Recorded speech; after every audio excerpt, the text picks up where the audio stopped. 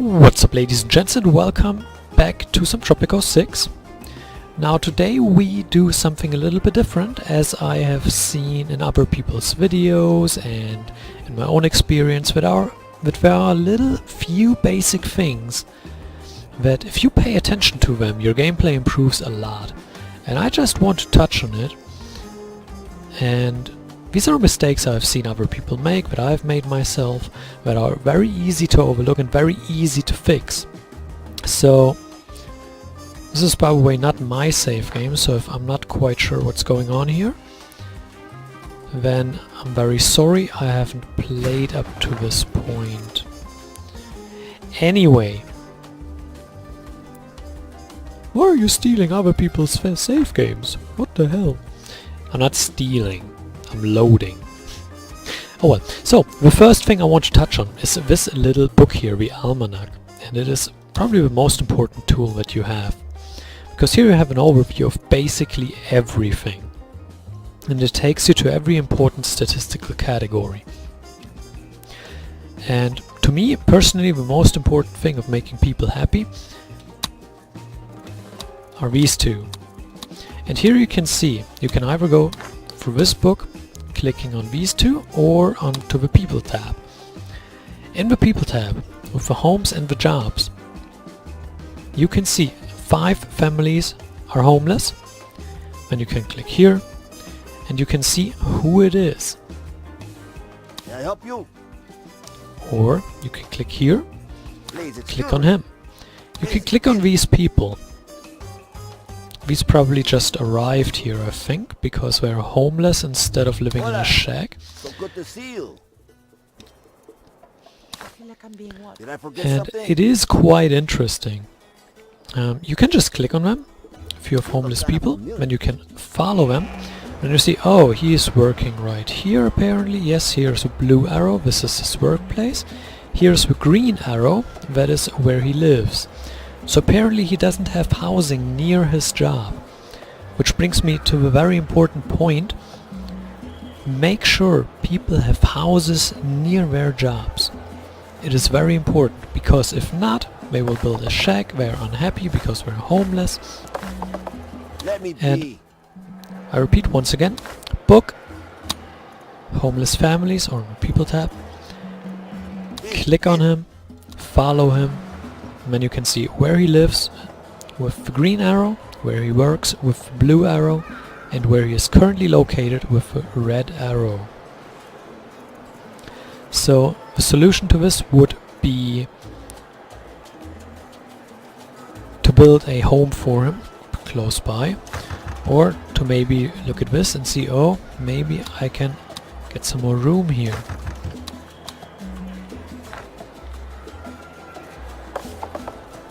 And if we continue, maybe he moves out, maybe he doesn't, maybe other people move in. We don't know yet.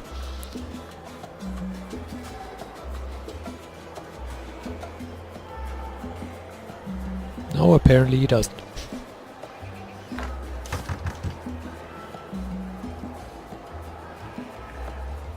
5 of 8. I'm sure the good citizens of Tropico intend to vote. No, whatever. Will you move, please? You can demolish it and force him to move, by the way. I wonder if he does. We can look at the book, and we see no more poor. There's one broke guy, which is not him, by the way. I'm so stressed. And he is down here, and we see once again, okay, he is broke, he is homeless. And we can once again do the same thing of maybe stack them higher, maybe he can live there then. And this is kind of how you tackle the housing issues. Vacant homes, you can see, well, I have homes, they are vacant. But as you can see, we have plenty of homes in general, but we still have homeless people. How can this be? Well, then you need to look, do they have homes close to their jobs? And this is why you need to go in there, click on them, Nice weather. follow them, and see where do they live, where do they work, is it close enough, and if not, build some more housing. maybe upgrade some houses to have more room, whatever it is. And that's pretty much how you fix the housing issues in this game. And to me, the most important part of the almanac, the second most important to me, is the unemployed tab. Here you can see you have vacant jobs. We have 8 uneducated people. And we have vacant jobs, 24. Now these guys moved just in. Doesn't show here anymore because they're just loaded, but they just moved in. So I think they will redistribute themselves, and if not, we can look at where they are and if there are any jobs nearby. Going to the church. But yeah, they should probably move in. Anyway, here we can see vacant jobs. Where do we have some? But you can also see who do we need now. If we have unemployed and there are no high school people unemployed, for example, and we have vacant jobs for high school people, you know, well, I need more educated people. And then you need to focus on getting educated people, either by building a high school and making sure it either works more efficiently or whatever, building another high school, or rescuing educated people, which you can do with a pirate curve. Those are ways of fixing this issue. Now, to me, these are the most important functions of the almanac. What you can also do with it is look at the happiness and then just scroll over, and then you can see what you can do. Example, food happiness. You can see how it developed. You can see which food providers you have and how you can improve it. For example, here you can see adults will go to production buildings or vendors, so having vendors like grocery is very important for the food happiness. Also having restaurants, having other food providers like the plantations, the ranches, and making sure that at least some of the plantations allow local consumption. That's very important for the food happiness. So in general, the almanac, again, very, very important. That is the first tip and the most important tip I have. Here you can see your balance, you see the expenses, you see the revenue. You can also go into what made the revenue for you, what cost you things. You can see all these things. Later on, tourist ratings, workforce, but these are more in-depth things that I will touch on later. To me, this is the most important thing that you can easily look at and easily fix. One minor thing maybe looking at the different factions, see their standing. For example, we are very good with communists and militarists, not very good with capitalists, so maybe do things to appease them. Look at the modifiers here. That should improve matters. So that was the first tip. Look at the almanac, look at the information it gives you. Everything is described rather well here. So do that. The second tip I have is do not forget about your military. I've seen several other players, and I am a bit guilty of that myself, but I sometimes just like to build up in peace, and I forget about my military, and then the allies attack, or the Axis attack, or the Crown attacks if you declare independency and you decide, hey, I'm not paying you, or whatever it is. And you will get attacked most likely. That is why you need to watch out. If you go into the Constitution and pick pacifist state, you must watch out that your rebel threat is staying low and your standing with superpowers is staying high. If you do not take care of it, you will get attacked even as pacifist state. And then, well, you're kind of, the F word. So make sure you keep an eye on that. You can either go for actual military and build military units, like train them in the barracks or whatever you want to do. Build some watchtowers, build some guard towers, whatever it is. Just go into the military, and make sure you actually build military and defend. It is important. And again, as pacifist state, make sure your standing is great. You do not want to be attacked. But it is careful. I have seen people play pacifist state and get attacked because they did not take care of having good relations. That is the second tip. Easy to follow, and it saves you a lot of pain. The third tip to me is remember that you have several islands. Now, what I have also seen, and this is probably a bad example here because the main island is so huge, but in a lot of other maps you have maybe this part is a main island, and then this is a second island, and this is a third island, and maybe this is kind of a fourth island. When you have 3 or 4 islands around, and each of the islands has different strengths that you can use, and you must make sure that you remember that. You can't just look at your one starting island and think, well, it has kinda everything here that I desperately need. I'm not going to look at the other islands. It's always bad.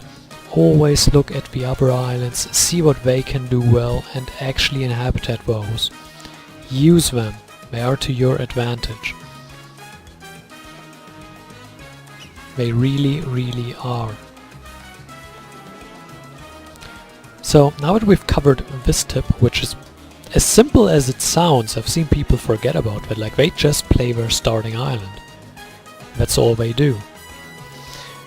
So the next tip that you should look out for is you should take and fulfill the missions. Now, every now and then in this game, the superpowers or the crown or the different factions here, the communists, capitalists, whatever it is, will give you missions. And these missions, also the broker here, these missions will give you rewards. Example, we have the ally demand here, and we need to invite them to the embassy, and have an embassy for that obviously. And then if we do that, we can choose a reward. And this pops up again and again and again. And not only with superpowers, but also with the factions, it incredibly improves their standing towards you. So it is very important to take missions, mostly. You don't have to take all of them, but I would say mostly you should take the missions. And you should do the missions, because these rewards greatly improve your gameplay. So don't forget about that. Again, it all sounds very simple, but I've seen all this done horribly wrong. So take care of that, look at the missions, and if you think about it, these missions also give you a guideline on what you need to do in the game to further progress. So take care of the missions, grab the rewards. The fifth part of this little tips and tricks video is look at the efficiency for the buildings. Now we'll at a later stage make a video about how to perfectly use buildings to increase their efficiency above 100 and beyond. But what we want to do now, I have no idea if this has been done well. I hope it has. That's alright. Look at the efficiency of buildings. Now I will actually make an example here. We will go into the food and resource tab. We will grab a plantation, and now we see if we plant corn, we can plant it, for example, here. Efficiency 96%. That's pretty good. We can plant it over here, but let's say we want bananas. They're not good here, they're good over there. Or pineapples, they're good up here. Sugar is good over there or down here. So depending on what exactly you plant, look at the map and make sure you place them as efficiently as possible. Also, there are some ranch types that have an upgrade that improve nearby plantations. Keep that in mind.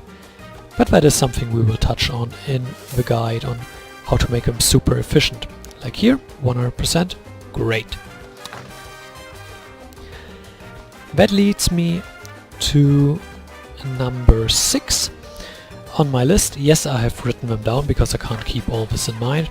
And number 6 is think about the upgrades.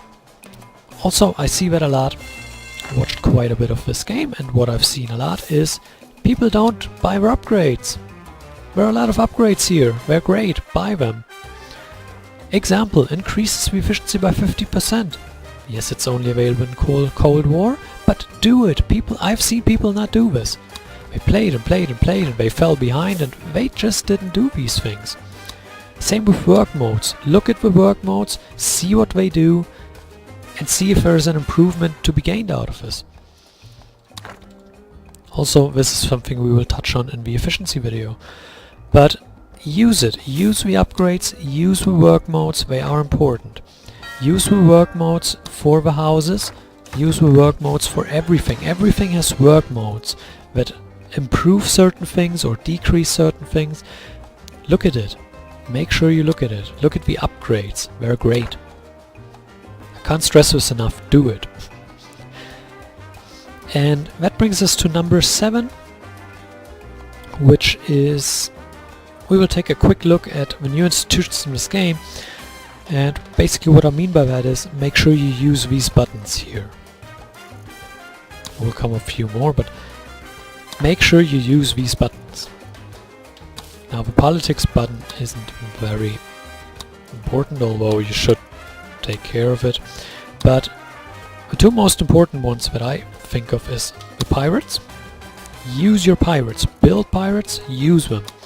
They're great. You can loot things, you can rescue people, you can treasure hunt, and you can heist wonders, which is kind of a fun part about it.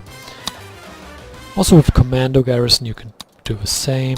You later will have spies, and you will have Cyber Operations Center. They can also do the same things. Use it. It's great. Use this button. It will greatly enhance the game. Secondly, use a broker. You can always buy sweet things with your Swiss bank asset, which you can either buy things for here,